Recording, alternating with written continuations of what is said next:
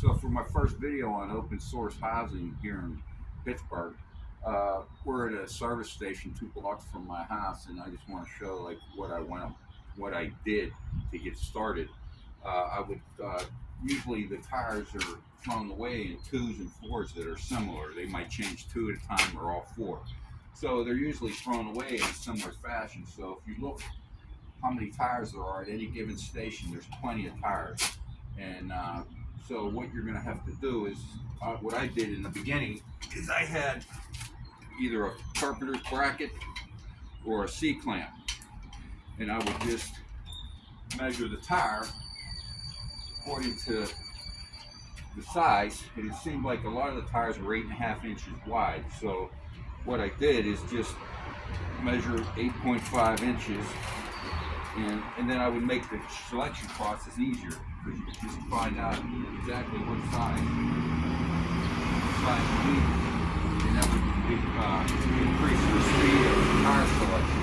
So on the side of every given tire, there's a number here, and this one has a 205/150 R17. So that 205, what that means is that the width of this tire is 205 millimeters. And so that /50, the 50 means that the sidewall is 50% of the width of the tire. So that sidewall is 50% as big as the width of the tire. And that R17 is just your rim size. So when you get the leveling tires, the sidewall accounts for, like, you have to sometimes pull up the sidewall with a pick, and you pound dirt into it until you get it level. So the bigger the sidewall, the more space you have to level. So what you do for any given structure, you start on the bottom with bigger tires, 235s for example, and you get 235s for the whole first row, or 245s for the whole first row. And then as you work your way up, the prime share of tires are either 225 or 215.